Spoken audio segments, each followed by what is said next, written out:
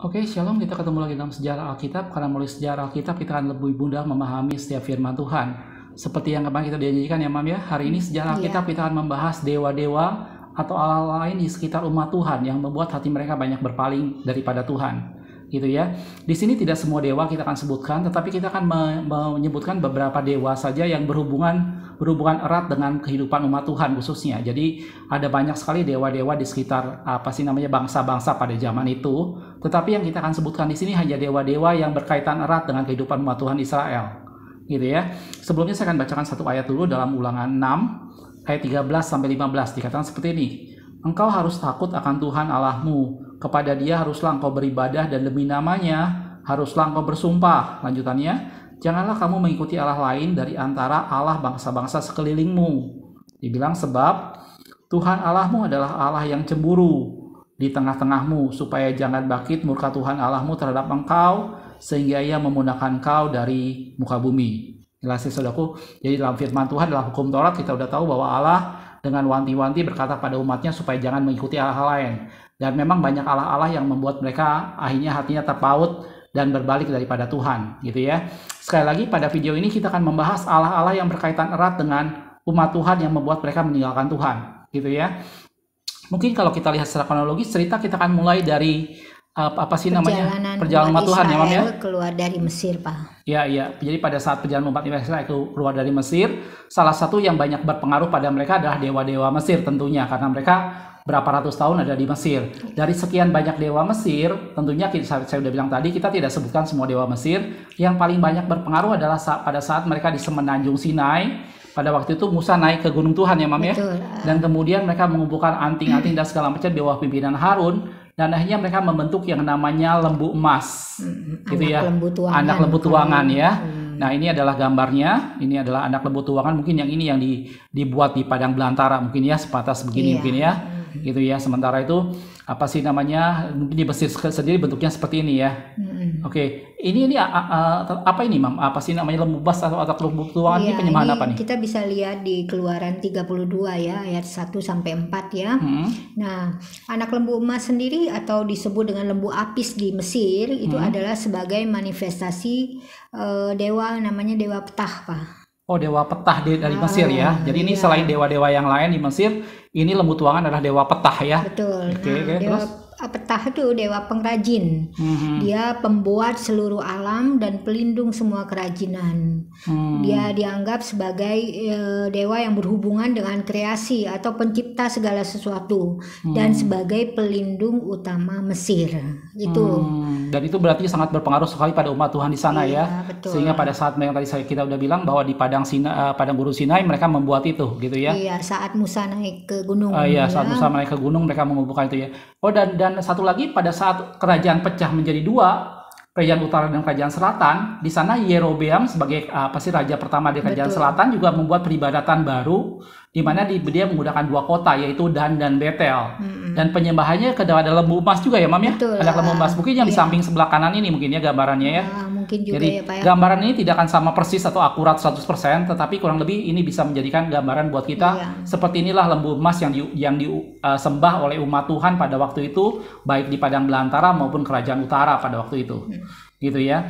Selanjutnya, Mam, setelah itu, Mam. Iya, jadi selama perjalanan mereka keluar dari Mesir sampai ke tanah perjanjian, itu juga selain lembu tuangan ini, Pak, ya, mereka juga pas pada saat mereka tinggal di Sitim, Sitim ini antara Moab dengan Amon ya. Kemudian mereka berzina dengan perempuan-perempuan Moab. Jadi ini dipengaruhi oleh kerajaan Moab ya, bangsa Moab ya. Ya, perempuan itu mengajak bangsa Israel itu ke tempat perayaan korban sembelihan alam mereka, kemudian turun makan dari persembahan tersebut, kemudian menyembah yang namanya Baal Peor. Ini bisa kita lihat di Bilangan 25 ayat 1 sampai 3. Jadi ini Baal Peor ini penyembahan karena mereka waktu itu bersama-sama dipengaruhi oleh bangsa Moab ya. Iya. Itu pada waktu itu mereka belum masuk tanah perjanjian. Ini masih di Sitim ya. Di Sitim. Jadi di layar Anda bisa lihat inilah gambaran Baal Peor ini yang sisi paling sebelah kiri. gitu ya. Jadi bentuk penyembahan orang Moab kurang lebih pada waktu itu ya. Iya. Sekali lagi gambar ini tidak bisa kita anggap akurat 100%, tapi hanya memberikan gambaran secara garis besar seperti inilah penyembahan orang Moab pada waktu itu pada saat mereka berada di Sitim ya. Iya. Gitu. Ini kalau kita lihat di sini Baal bukan cuma satu, Mami, ada beberapa macam Baal ya. Iya, betul. Jadi pas saat mereka sudah sampai di tanah perjanjian, Pak, kemudian mereka tidak menghalau bangsa-bangsa yang ada sebelumnya, maka inilah para Baal yang menjadi sembahan bangsa-bangsa yang ada sebelumnya tersebut. Di Kanaan ya, ini bangsa-bangsa Kanaan ya. Iya, jadi Baal ya. Kita masuk ke Baal, Pak. Ya, ini ada selain Baal Peor di sini ada Baal Berit. Benar sekali. Jadi Baal itu adalah sembahan bangsa Kanaan, Pak. Dia termasuk dewa kesuburan. Ya, yang dipercaya oleh bangsa Kanaan itu berkuasa atas bumi sehingga menghasilkan pohon-pohonan ya. Jadi ini beda dengan yang lembu emas tadi. Kalau lembu emas tadi berhubungan dengan kreasi penciptaan. Kalau ini tentang kesuburan gitu ya, tentang sesuatu kemakmuran lah boleh dibilang gitu ya. Dan kelihatan setiap daerah punya bentuk Baal sendiri-sendiri ya. Setiap daerah dia menyembah Baal dengan cara yang berbeda dan mempunyai bentuknya sendiri-sendiri. Nah, kita coba ke Baal. Yang kedua nih setelah Baal Peor tadi di Sitim, ini ada Baal Berit ya. Baal Berit. Nah, Baal Berit ini disebutkan pada saat waktu Gideon ya. Ya, Gideon yang disebut dijuluki dengan Yerubbaal karena waktu itu dia menghancurkan mesbah-mesbah Baal ya. Betul. Dan itu dianggap Baal Berit ini ya. Betul. Setelah Gideon mati juga itu, Pak. Kembali orang Israel berjalan serong dengan mengikuti para Baal dan membuat Baal Berit jadi Allah mereka. Jadi memang pada zaman Gideon dia sudah hancurkan, setelah Gideon mati mereka kembali lagi ke Baal Berit lagi. Betul. Jadi ini ada di Hakim-Hakim ya kalau bicara Gideon ya. Itu Baal yang kedua setelah Baal Peor ya. Terus di sini ada Baal Zebub atau Baal Zebub ya. Betul. Baal Zebub ini pada zaman Raja Ahazia, Pak, yang terkenal tuh ya. Nah, Raja Israel nih. Ya, jadi Raja Israel itu waktu itu jatuh dari kisi-kisi kamar atasnya, kemudian dia mengirim utusan untuk menanyakan petunjuk kepada Baal Zebub. Waktu itu Baal Zebub yang diminta petunjuk ya. Yang waktu itu diituin dengan Elia ya. Benar. Nah, Baal Zebub ini juga kalau nggak salah yang kita dengar dalam firman Tuhan di Perjanjian Baru pada masa Yesus mengusir orang yang kerasukan setan dan orang pada melihat bahwa dengan kuasa Baal Zebub dia melakukan itu gitu ya. Dan ini juga termasuk dalam satu kelompok Baal ini ya. Iya, betul. Dan dianggap dia sebagai dewa kesuburan ya.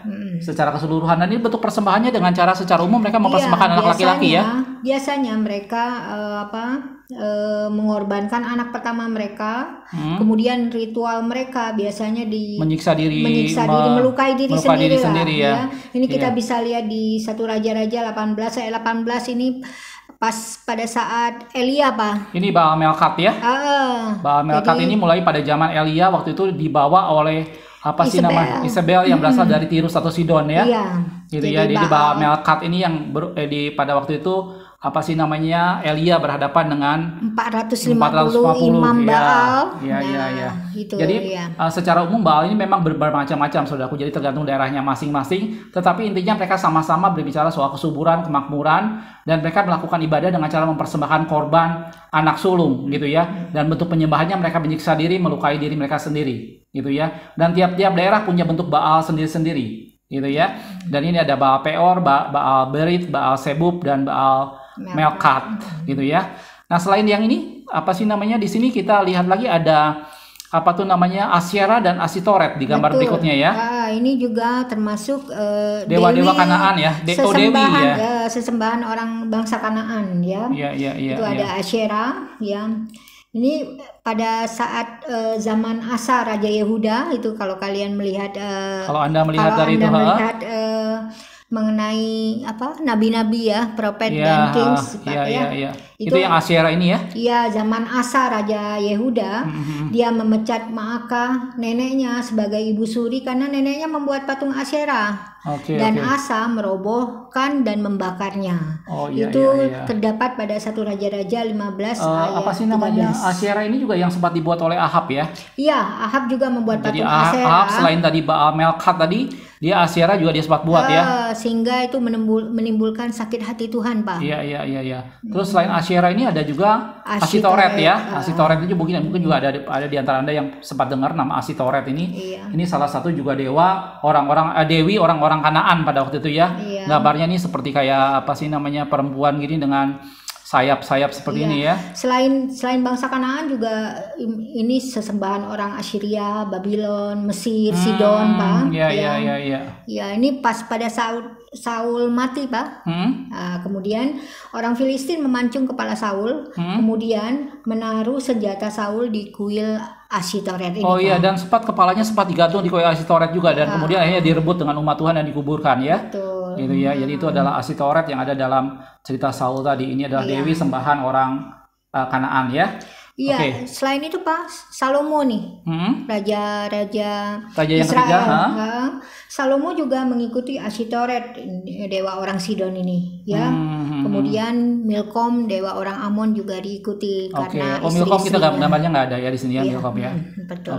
Oke. Nah setelah itu apa sih namanya, selain tadi Baal dan ini Asyera, Asitoret, kita ada juga yaitu salah satu dewa yang cukup terkenal yang kita lihat dari kitab Hakim-Hakim ya, yaitu Dagon ya. Betul. Gitu ya. Dagon ini apa sih namanya, kita kenal ceritanya pada waktu itu adalah bait suci dicuri, tabut perjanjian dicuri ya. Ini Dagon ini terkenal bagi bangsa Filistin, Pak. Oh, ini dewanya bangsa Filistin ya. Kuilnya itu ada di Asdod dan Gaza. Kan 5 kota bangsa Filistin itu adalah Gaza, Askelon, Asdod, Ekron, dan Gad. Nah, kuil Dagon itu terdapat di Asdod dengan Gaza, Pak. Gitu ya. Jadi ini memang sesembahannya bangsa Filistin ya. Iya. Bentuknya seperti manusia, kepala bawahnya ikan begini ya. Iya. Gitu ya. Ini ceritanya yang itu loh, Pak. Yang apa? Bait suci di Tabut perjanjian dicuri kan waktu itu kan, Hofni dan Finehas kemudian mati. Imam Eli waktu mendengarnya kemudian apa sih namanya, dia jatuh dan lehernya patah. Dan waktu dia dimasukkan ke dalam kuil Dagon, kemudian pertama dia tertelungkup dulu Dagonnya. Iya, jadi hari pertama tabut Tuhan dimasukkan ke dalam kuil Dagon kan, Pak. Ini di gambar yang kedua nih. Jadi pada hari pertama Dagon itu cuman tersungkur doang. Tersungkur di hadapan tabut Tuhan. Kemudian diletakkan lagi di tempatnya oleh orang Filistin. Kemudian hari keduanya patung Dagon ini, Pak, kepalanya terpancung, ya, ini tangannya juga terpancung sampai tangan dan kepalanya tuh terlempar ke ambang pintu.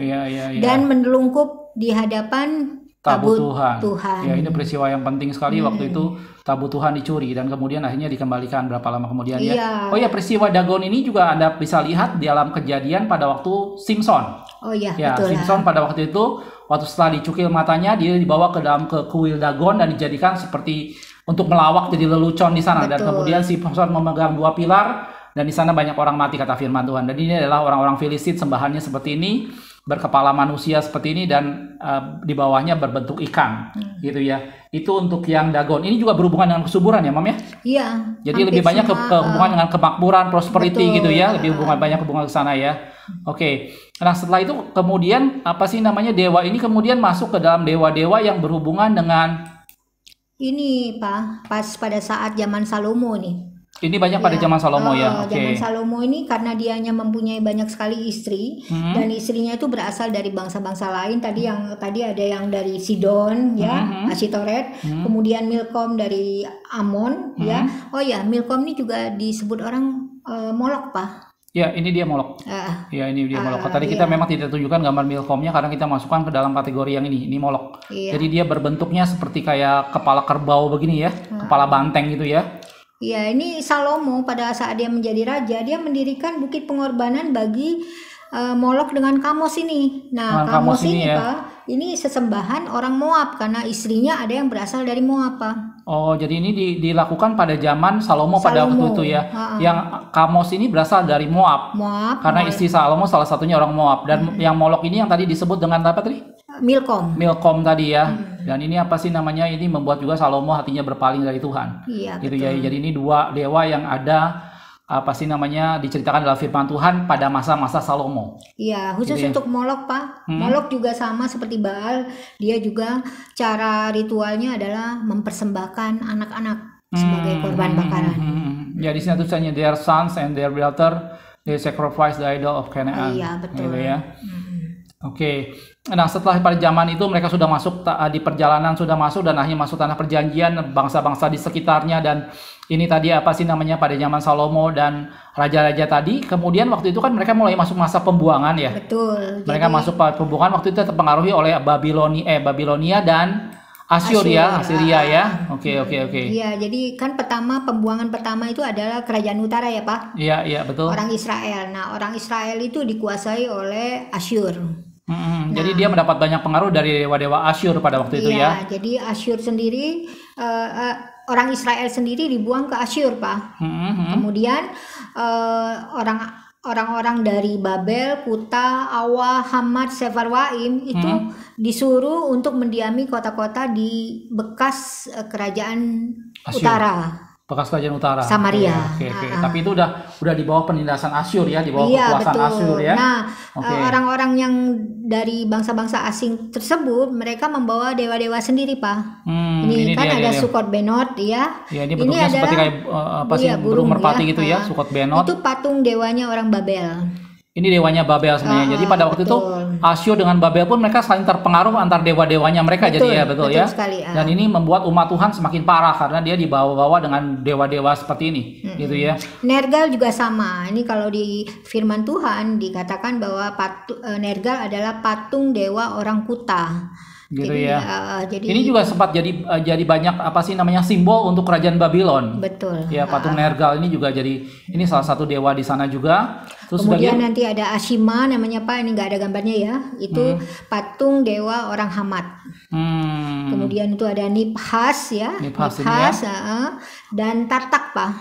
Ini Nibhas ini adalah tadi di Asyur dengan itu juga ya? Iya, itu ini bentuknya seperti kayak anjing gitu ya. Orang Awa. Dewa orang Awa ya. Oke. Jadi selain Sukot, Nergal dan Nibhas tadi ada yang lain yaitu tadi apa? Tartak dan ini ya. Tartak ini juga dewa orang Awa. Ya, ini Tartak ya. Kemudian nanti ada Adramelek. Nah, ini Adramelek kan sama Anamelek. Ini adalah Tartak yang dewa orang Awa ya. Iya, terus betul. Ada Anamelek di sini. Adramelek. Kemudian ada Anamelek. Ini juga dewa orang Asyur atau orang tepatnya dikatakan di Alkitab dewa orang Sefarwaim. Sefarwaim ya. Nah, ini bentuknya. Di mana ini juga sama, mereka mempersembahkan korban anak-anak bagi dewa-dewa mereka. Yang Adramelek ini bentuknya seperti belakangnya seperti kayak merak begini. Kakinya seperti kayak kaki burung, ya. Kaki burung tapi dia kepalanya kepala kuda. Gitu ya. Ini macam-macam sekali penyembahan umat Tuhan pada waktu itu yang terbawa oleh bangsa-bangsa lain di sekitarnya. Betul. Ya. Gitu ya. Secara garis besar itu aja dewa-dewa yang ada ya. Yang berhubungan dengan umat Tuhan. Iya. Jadi seperti yang tadi kita udah informasikan bahwa ini semua yang berkaitan erat yang ada dalam firman Tuhan yang berhubungan dengan dewa-dewa bangsa-bangsa lain yang berpengaruh pada umat Tuhan. Di samping dewa-dewa ini tentunya akan sangat banyak sekali dewa-dewa orang Roma apalagi dan pada Mesir apalagi Mesir pada waktu Paulus di Athena pun banyak dewa-dewa. Bahkan di sana dikatakan kepada dewa yang tidak dikenal gitu ya. Jadi itu banyak sekali dewa-dewa pada Yunani betul gitu ya. Dan kita hanya menunjukkan di sini dewa-dewa yang membawa pengaruh dampak buruk bagi umat Tuhan pada waktu itu. Gitu ya. Mudah-mudahan ini semua bisa menginformasi kepada kita semua. Dari sini kita bisa melihat bahwa kehidupan di dalam Tuhan, kita harus menjaga supaya hati kita tetap terpaut kepada Tuhan. Tuhan tidak mau seperti kata firman Tuhan tadi bahwa dia adalah Allah yang cemburu, dan Tuhan sudah berpesan jangan sampai ada pada kita Allah lain di hadapan Tuhan, kata Tuhan. Dan pada zaman modern ini mungkin kita tidak menemukan dewa-dewa seperti ini. Ya mungkin juga ada di beberapa daerah yang masih melakukan hal ini atau di beberapa negara, tetapi secara umum dalam kehidupan kita sehari-hari mari kita jaga jangan sampai kita mendewakan sesuatu di luar Tuhan. Entah itu karir kita, entah itu kekayaan kita, entah penampilan fisik kita, atau mobil kita, atau apapun juga. Jadikan Tuhan segala-galanya, biarlah dia yang hanya menjadi Allah dan Tuhan bagi kita semua. Jelas, saudaraku? Makasih sudah menonton. Kita ketemu di sejarah Alkitab berikutnya. Rencana sejarah Alkitab berikutnya tentang 12 minor prophet. 12 nabi-nabi kecil. Nanti kita akan lihat mulai dari Hosea sampai dengan Maleakhi. Kita akan lihat secara overview 12 nabi kecil di sejarah Alkitab berikutnya. Makasih sudah menonton. Tuhan Yesus memberkati.